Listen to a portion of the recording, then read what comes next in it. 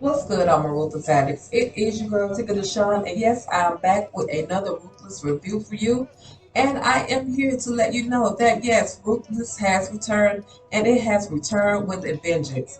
Okay, so let's get this thing started.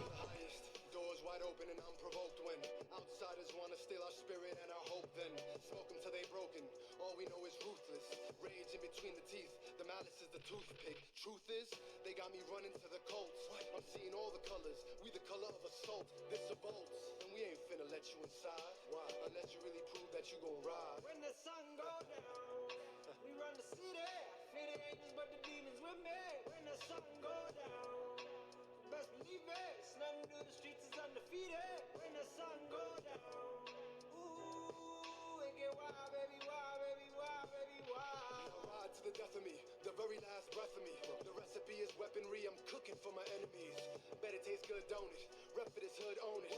Moving at the speed of need, baby, we supersonic. But now you gotta show me that you want it. So drop to your knees, baby, show me how you really want it. And tell me that it's us and my opponents. Sundown, gunned down by the chorus. When the sun go down.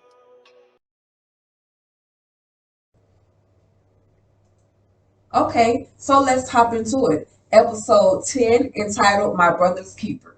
All right, so it starts off where the ladies Lacey, Zane, and Paula are all in the kitchen preparing for the morning's meal. All right, so the ladies are cutting up their meal and doing whatever they have to do to prepare. And then Elder Mother Marva as well as Elder Mother Agnes walk in and tell the ladies, "Oh, we love that you're doing such a great job."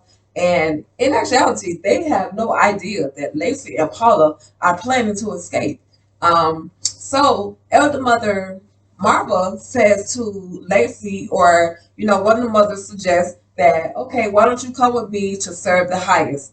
Now, mind you, Lacey and Paula are planning to escape. So Zane interjects and says, okay, no problem, I'll go and do it. She's willing to go ahead and serve the highest his meal, along with Elder Mother Martha. Now, like I said, Zane interjects because she knows that the ladies have a plan to escape. So once Marva and Zane walk out of the trailer and Elder Mother Agnes leaves the trailer as well, the ladies make an attempt to make their way to Lilo's car. However, like the ninja that he is, Daikon rolls up on the two ladies and asks them where they're going. Now, the ladies, we know that the ladies were headed to the vehicle. However, they have to make up the story that they are just trying to go to the bathroom. And the reason that they're going to the bathroom is because of the charcoal. Now, we know that the ladies did not steal the charcoal. We also know that Tally and Ruth were the ones that gave them charcoal earlier in the season. And so, there's really no proof that they have the charcoal. So of course, Daikon being Daikon asked the ladies, where's the charcoal? Let me see it. And then Lacey says, excuse me, Paula says that she has swallowed the charcoal. That was quick considering the fact that you just told them it's right here. Now, let me just say that these two ladies are in front of Lilo's car. Lilo is nowhere to be found at this point, and Daikon has now discovered that that car is there. Even though he doesn't mention anything about it to the ladies about the car, but he does notice that that car is there. And also, he doesn't notice, but Lacey, who has the keys to that car, actually throws those keys underneath the car so that, whenever she does make her way back to the car, the keys will be there for her, to escape. So Daikon decides he's going to walk the ladies over to their elder, which is Agnes, and that all three of the ladies are going to be punished. Now, initially, Agnes is thinking, oh, those two ladies, only Lacey and Paula, are going to be punished. However, Daikon has other plans.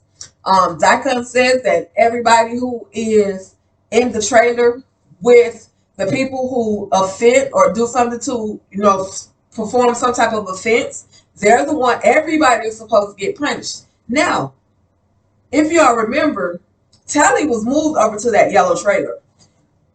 And also Jane. And also, pardon me, Joan.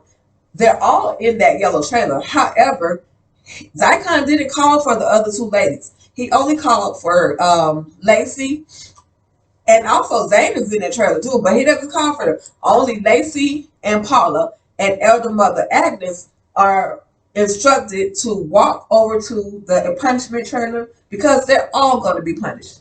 Now listen, let me tell y'all something. If you send me to my punishment, y'all are gonna have to catch me. I'm not running to a punishment trailer just because, or walking to a punishment trailer just because you told me to go to the punishment trailer.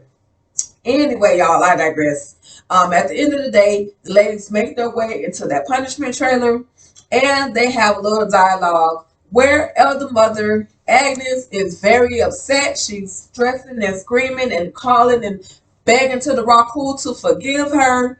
And just literally to the point where she's so unconsolable that she gets upset and begins to hit both Lacey as well as Paula. Now I'm going to come back to Elder Mother Agnes because I really got to wrap this thing up for you guys and let you know what happened to Elder Mother Agnes. Now, at the end of the day, we also, well, not at the end of the day, we also get a chance to see where Tally and Ruth are standing around at the table where Daikon has just removed the ladies from, sent them away from, and he talks to them, or they talk to each other and said, I wonder what happened. And Ruth says, well, they said they stole a charcoal, but Ruth is like, or excuse me, Tally is like, is that really the truth? Like, what's really going on? I don't believe that story at all. So those ladies are having a conversation, and in the background, if you look closely, you'll be able to see that Zane is ear hustling from the other trailer. She's ear hustling to see what's going on. And now, mind you, we already know she knows what's going on. She's fully aware of what the ladies had planned, and so at this point, I'm sure she's over there like, dang, my girls got caught. So now, what am I gonna do? Okay. So then we fast forward over to where Oliver has returned to the Rakudushi compound. He's standing outside of the Highest trailer, and of course, Clark has to go in and check first and say that the Highest to let the Highest know that Oliver has made his way back. Now, mind you, before Oliver actually gets into that trailer with the Highest, he is seen by Andrew, who is outside cleaning his gun. But Andrew sees Oliver going into that trailer. Now, once Oliver goes into the trailer, he talks to the Highest, he lets him know that I took care of everything. In other words, there was no one there for him to have to kill. Because at the end of the day, his instructions were to bring if Andrew's wife was at that house to bring her back to the Rakudushi compound. Oliver came back empty-handed, okay? Now, Oliver, at this point, we don't know who, because Oliver shot somebody. He went to that house and he shot somebody. At this point, we really don't know who it is. But there is a moment where Oliver and Andrew have a conversation, and Oliver says to Andrew that they're on to you. They want, are you FBI? He's just questioning Andrew, and he said, well, he asked Andrew, did you do what they, Andrew said, no, I didn't do what they asked me to do. I didn't. They wanted me to kill my wife. I couldn't do it. I had it staged by a friend that I know, never mentioning that he was FBI. He's still able to keep his cover as the FBI. And Oliver believes him. So he says, well, you couldn't kill your wife, but I killed your wife. At this point, Andrew is like, what? Like, he's shook, but he's still trying to keep his composure and to, keep his cover under wraps. So he's just asking him all the questions. He said, well, what you do with the body? And he tells him what he did with the body. Now, I want to interject in here. we think that that was Sarah. However, we really don't know. When Malcolm went to him and Cynthia's home, Cynthia asked Malcolm, is Sarah outside? Now he wouldn't really allow Cynthia to go outside to see if if Sarah was actually outside. So at this point, we don't know if Sarah is dead. At this point, it's merely speculation, and Oliver could have easily killed the wrong person because whoever it was in the shower. He couldn't really see their face because of the way their head was turned, and he didn't even take the time to look at the picture long enough to determine whether or not that was Sarah actually in the shower. So, like I said, at this point, we don't really know if Sarah is truly dead. All right. But at the end of the day, Andrew is extremely upset. He thinks that his wife, even though she cheated on him, he still loved her. So at the end of the day, he thinks that she is dead.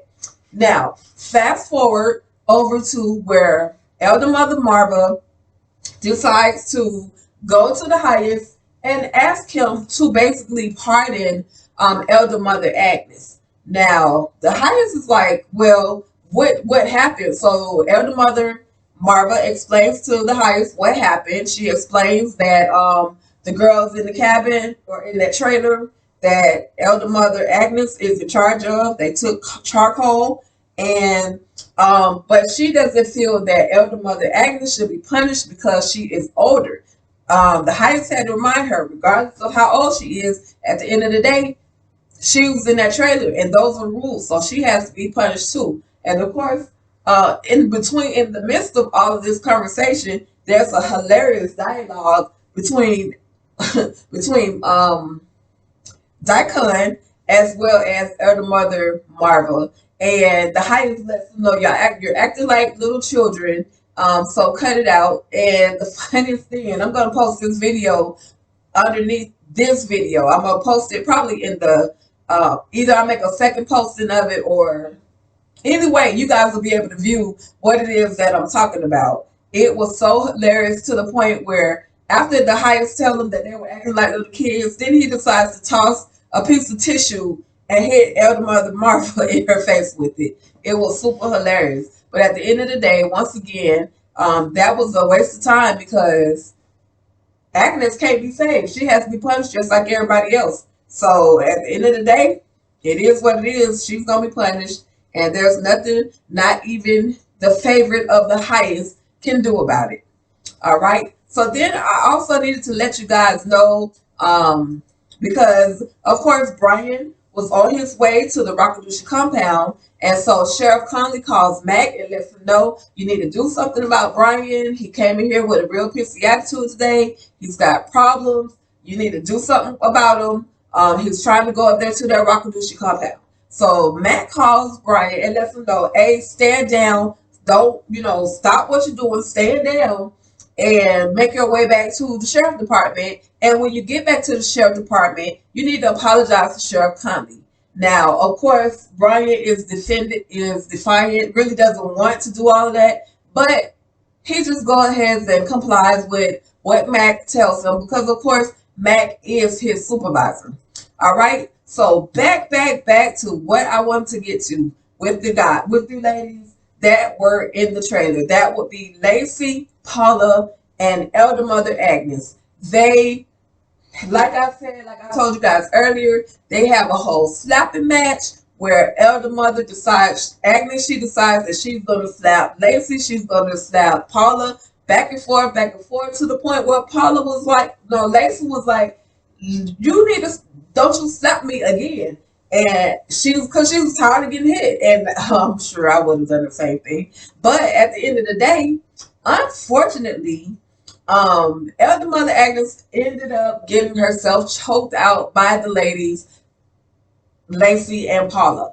Primarily Lacey. Lacey was the main one that was choking her out because she was just tired of, tired of her slapping her. So she said, of course, Paula got, was upset. Like, what are we going to do now? We're definitely going to be punished once Daikon returns back to the trailer.